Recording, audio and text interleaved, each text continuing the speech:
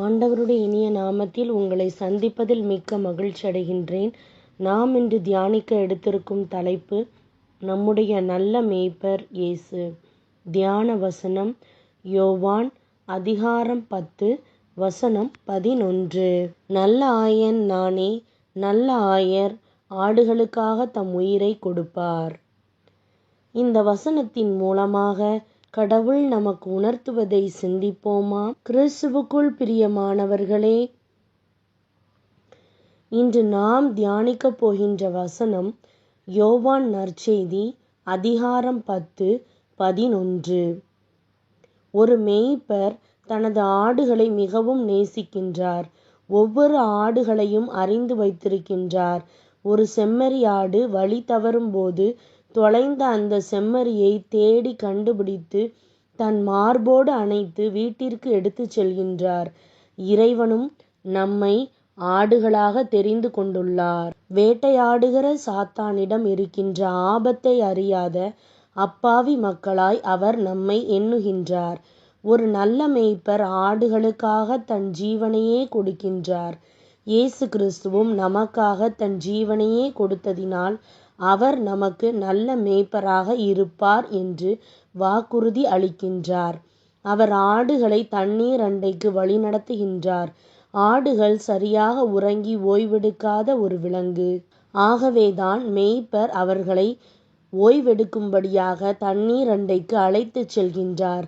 ராஜாவாகிய தாவீதும் ஒரு மேய்ப்பனாகையால் இதை அறிந்திருந்தார். ஆகவேதான் ஆடுகளைப் போல அமைதியற்ற நம் ஆத்துமாவிற்கு ஆண்டவர் எப்படி இளைப்பாறுதலை தருகின்றார் என்பதை அவர் விவரிக்கின்றார். ஆடுகளை பற்றிய ஒரு கதையை நாம் அனைவரும் கேள்விப்பட்டிருக்கின்றோம்.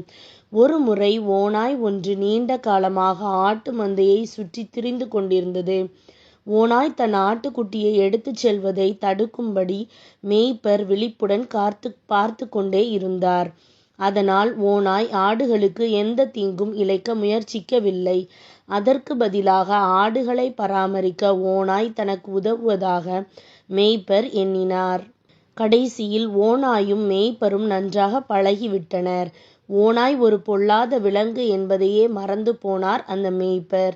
ஒரு நாள் அவர் தனது மந்தையை ஓநாயின் பராமரிப்பில் விட்டுச் செல்லும் அளவிற்கு ஓநாயை மேய்ப்பர் நம்பிவிட்டார். ஆனால் அவர் திரும்பி வரும்போது மந்தைக்குள் இருந்த எத்தனையோ ஆடுகளை அது கொன்று எடுத்துச் சென்றிருப்பதைக் கண்டு ஓநாய் மீது நம்பிக்கை வைத்தது எவ்வளவு முட்டாள்தனம் என்பதை உணர்ந்தார்.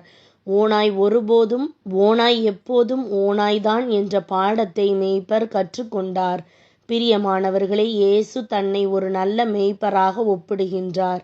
மேய்ப்பராயினும் ஆடுகள் தனக்கு சொந்தமில்லாதவனுமான கூலியால் ஓநாய் வருகிறதைக் கண்டு ஆடுகளை விட்டு ஓடிப்போகின்றார். அப்பொழுது ஓநாய் ஆடுகளை பீறி அவைகளை சிதறடிக்கும் என்றும் அவர் விவரிக்கின்றார். ஆனால் நம்முடைய தேவன் கூலியால் அல்ல, பிசாசின் கிரியைகளிலிருந்தும் உலகத்தின் சாபங்கள் மற்றும் தொல்லைகளிலிருந்தும் நம்மை பாதுகாக்க அவர் சிலுவையில் பாடுபட்டார்.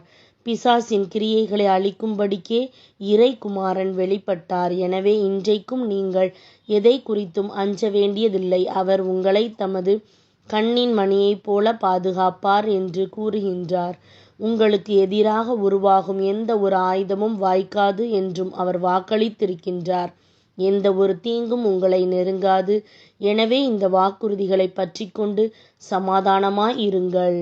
சிந்திப்போம், வாழ்வாக்குவோம். நாம் ஜெபிக்கலாமா? அன்பின் இறைவனே, நீரே என் நல்ல மேய்ப்பர் என்பதை அறிந்து கொள்வது என் இதயத்திற்கு மகிழ்ச்சி அளிக்கின்றது.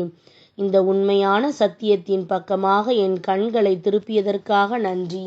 என் வாழ்வில் எதுவும் குறைவுபடாதபடி நீர் எனக்கு எல்லாவற்றையும் கொடுப்பீர் என்று நான் நம்புகின்றேன். நீரே என்னை பாதுகாப்பீர். அதனால் நான் எதற்கும் அஞ்ச வேண்டியதில்லை. இந்த உண்மையை நான் ஒருபோதும் மறந்துவிடாமல் காத்தருளும். என் இருதயத்தை சமாதானத்தினால் நிரப்பும். நீரே என்னை வழி நடத்தும். உமது பாதைகளிலிருந்து நான் ஒருபோதும் விலகிச் செல்லாமல் காத்தருளும். இயேசுவின் நாமத்தில் ஜெபிக்கின்றேன் எங்கள் ஜீவனுள்ள நல்ல பிதாவே, ஆமேன்.